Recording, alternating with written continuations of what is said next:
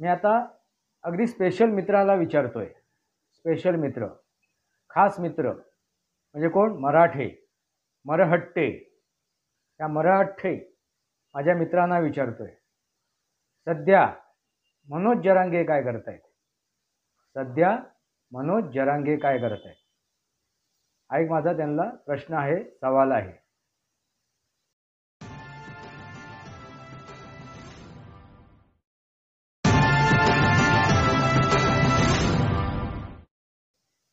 नमस्कार मित्रांनो, वास्तवावर बोलू काहीतरी. आपण वास्तवावर बोलतोय. मी आता अगदी स्पेशल मित्राला विचारतोय. स्पेशल मित्र, खास मित्र म्हणजे कोण? मराठे, मरहट्टे. त्या मरहट्टे माझ्या मित्रांना विचारतोय. सध्या मनोज जरांगे काय करतायत? सध्या मनोज जरांगे काय करतायत? हा एक माझा त्यांना प्रश्न आहे, सवाल आहे. वास्तवावर बोलू काहीतरी या शृंखलेला सबस्क्राईब करा, बेल आयकॉन दाबा. माझा विचार पटत असेल तर लाईक करा आणि आपले विचार कमेंट बॉक्समध्ये लिहा. मित्रांनो, वास्तवावर बोलू काहीतरी या शृंखलेमध्ये पुन्हा एकदा आपलं स्वागत. मी आपला मित्र राजेश वासंती साबाजी केळुसकर. मित्रांनो, माझ्या मराठ्या मित्रांना मी एक प्रश्न केला. सध्या मनोज जरांगे पाटील काय करतायत? त्याचं कसं चाललंय? नक्की त्यांचं काय रणनीती आहे? कधी तुम्ही त्यांना प्रश्न विचारलात का? सध्या आजकाल त्यांचं काय चाललंय? थंडावली का त्यांची तोफ? त्यांची रणनीती कुठे गेली? ते निवडणूक लढवणार होते, उमेदवार उतरवणार होते, भाजपाच्या विरोधात, महायुतीच्या विरोधात रणशिंग फुकणार होते. नक्की त्यांचं काय झालं? मित्रांनो, मराठ्यांना विचारतोय मी, माझ्या खास मित्रांना विचारतोय, मराठ्यांना. तुम्ही पाहिलं असाल, ज्यावेळी मनोज जरांगेने आपले उमेदवार उतरायचे ठरवलं, निर्णय घेतला, त्या काळामध्ये तुम्हाला एक सज्जाद नोमानी व्यक्ती म्हणजे मुसलमानांचे सर्वेसर्वा असं ते स्वतःला समजतात, सज्जाद नोमानी, एक मुल्ला मौलवी त्यांच्यासोबत तुम्हाला दिसलेत. त्यांच्या मांडीला मांडू लावून ते बसलेले तुम्ही बघितलात. त्यावेळी मनोज जरांगे यांनी काय ठरवलं होतं की एक आपण गठबंधन तयार करायचं. ते गठबंधन कसं असेल? MMD, MMD, MMD. याचा फुल फॉर्म काय आहे? मराठा, मुसलमान आणि दलित असं एक कॉम्बिनेशन, अशी एक भेसळ. याला मिसळ नाही म्हणणार, याला भेसळ म्हणे. कारण मित्रांनो, मराठा या आरक्षणासाठी मनोज जरांगे उभे राहते. मराठ्यांचे हक्क आणि न्यायासाठी ते लढत होते.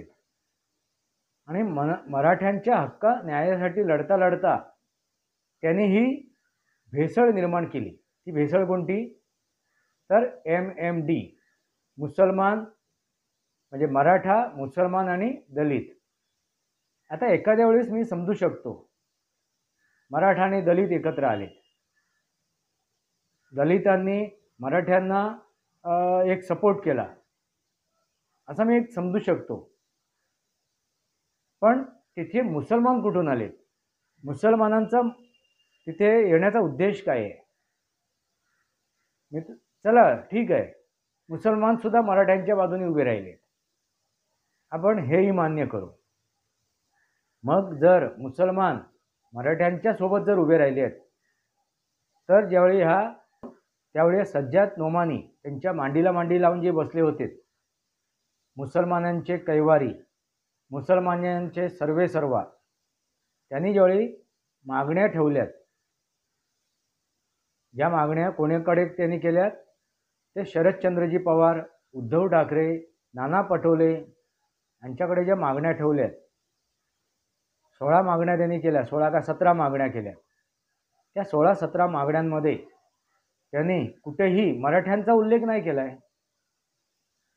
जर ते मनोज जरांगे यांच्यासोबत उभे राहणार होते, मराठ्यांना समर्थन करत होते, मराठ्यांच्या न्याय हक्कासाठी ते पुढे आले होते आणि एक सरमिसळ ही भेसळ एक तयार होणार होती MMDची, ती भेसळ करायला ते तयार झाले होते, असे ते सज्जाद नोमानी आणि काही मुद्दे, काही मागण्या ज्यावेळी या महाविकास आघाडीकडे ठेवलेत. महाविकास आघाडीमध्ये सर्वेसर्वा कोण आहेत? तर शरदचंद्रजी पवार, उद्धव ठाकरे आणि नाना पटोले असा त्यांनी उल्लेखही केला आहे त्या मागण्या करताना, की आम्ही या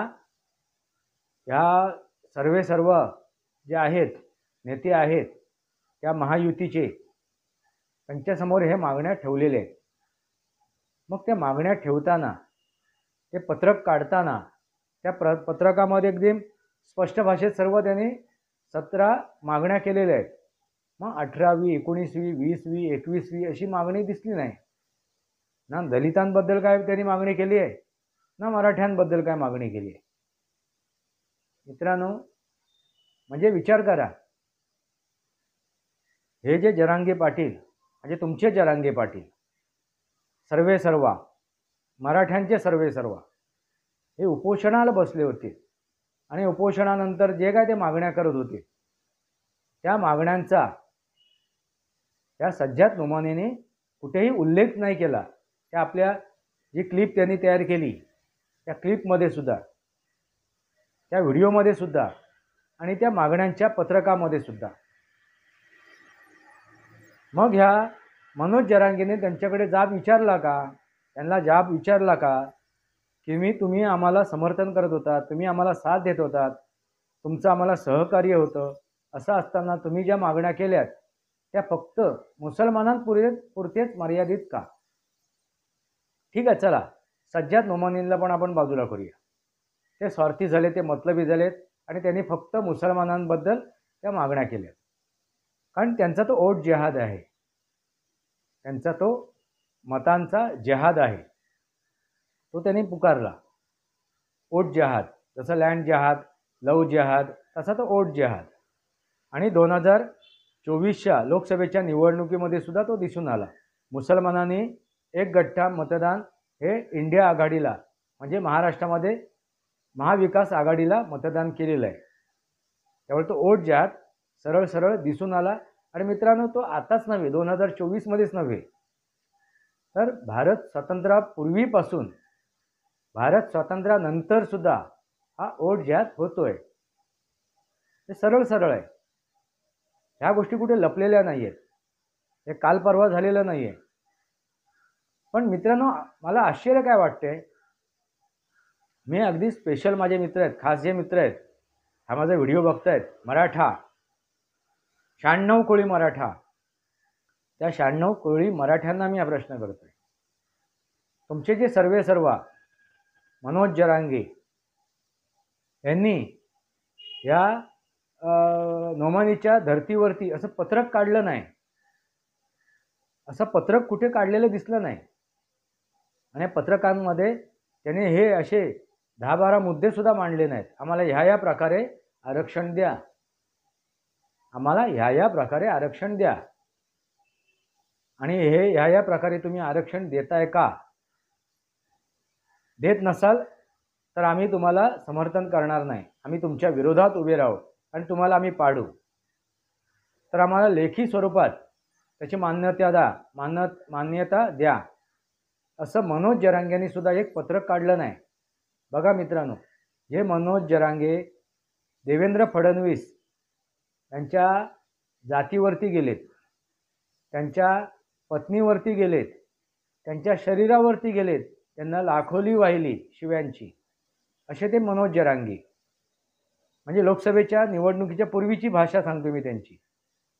तेच मनोज जरांगे अगदी ठासून सांगत होते, आम्हाला जो साथ देईल, आम्हाला जो समर्थन करेल, त्यांनाच आम्ही जिंकून देऊ.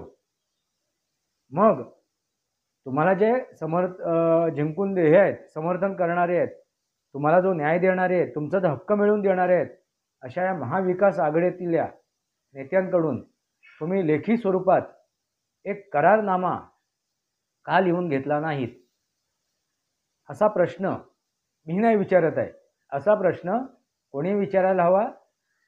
मराठ्यांनी, जे सो कॉल मराठी आहेत, जे स्वतःला 96 कोळी मराठा समजतात, अशा मराठ्यांनी आपल्या न्याय हक्कासाठी लढणारे ह्या सर्वेसर्वा त्यांचे जे नेते आहेत मनोज जरांगे यांच्याकडे मागितला का?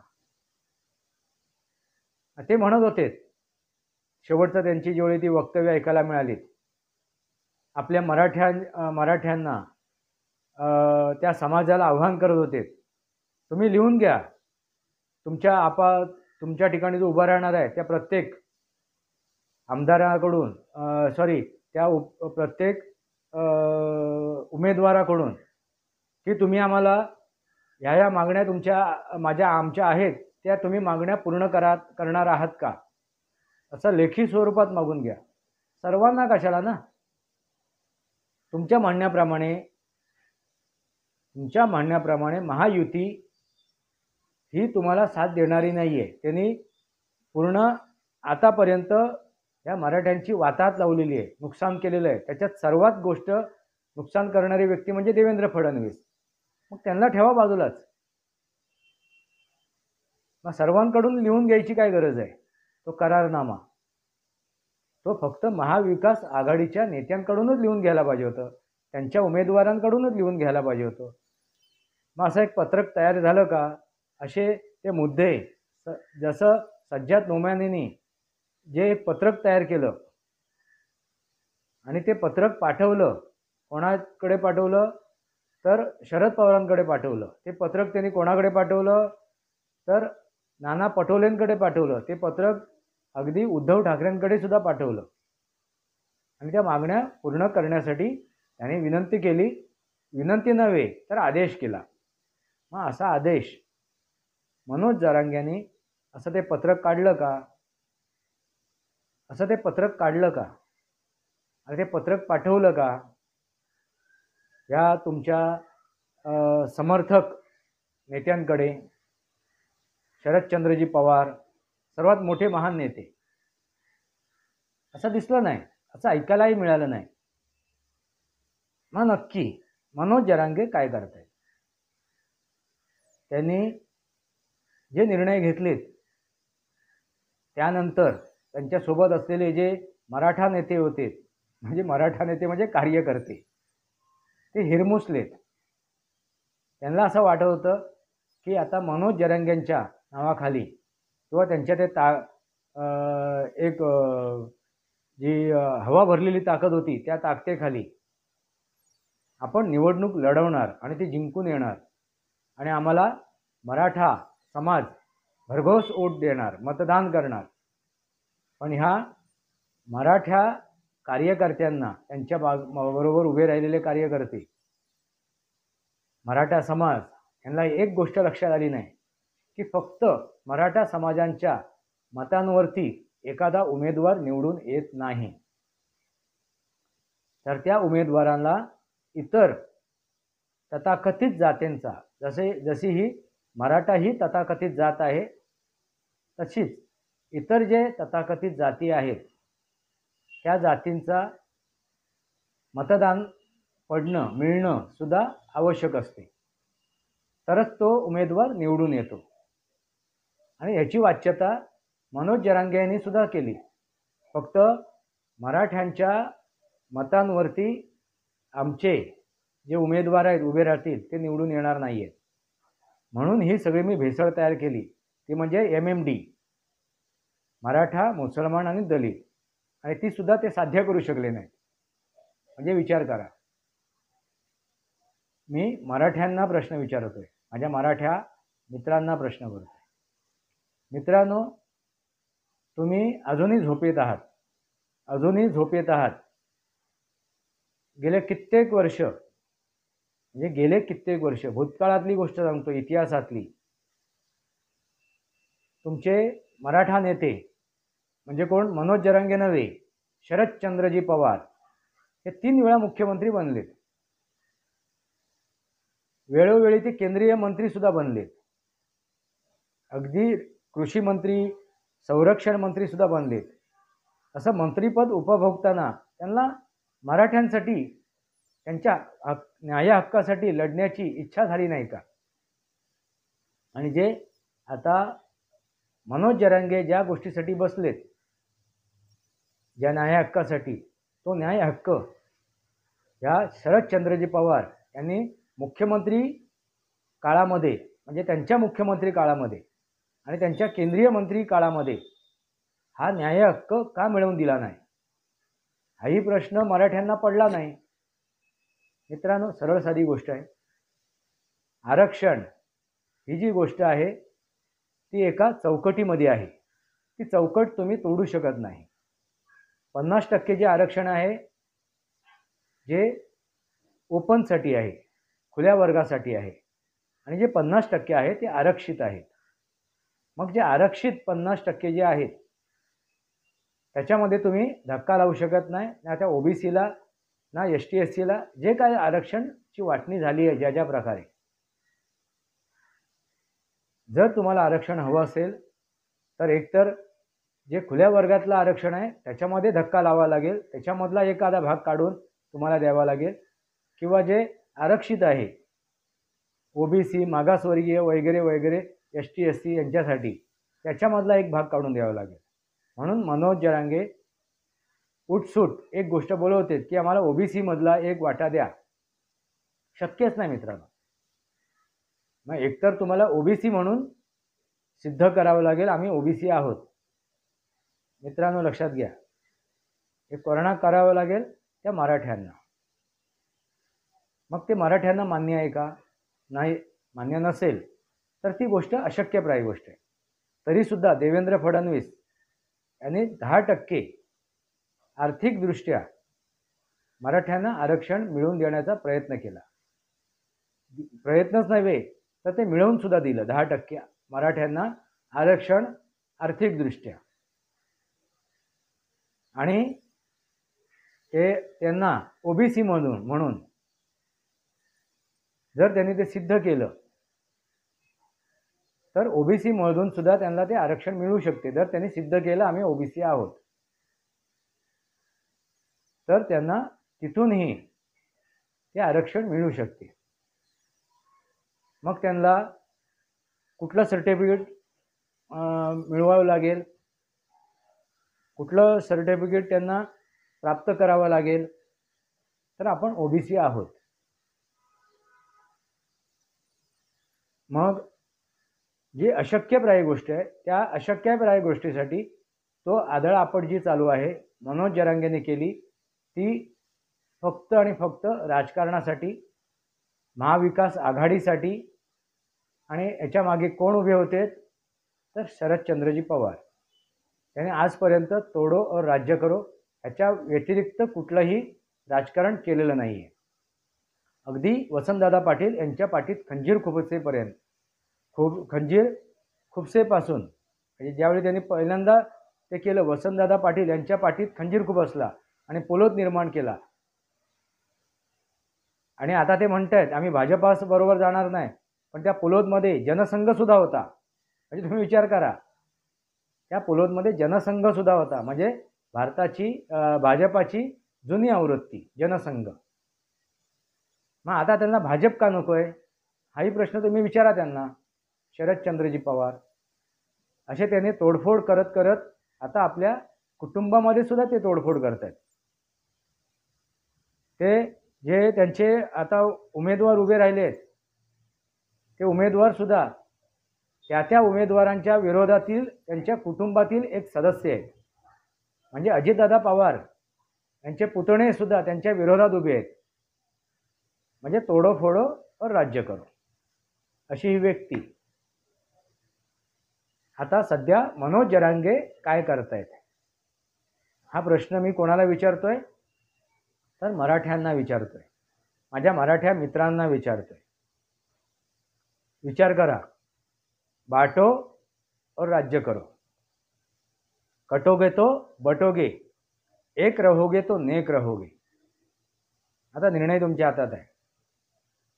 आपली एकी ठेवायची, एकी म्हणजे कुठली? हिंदूंची एकी.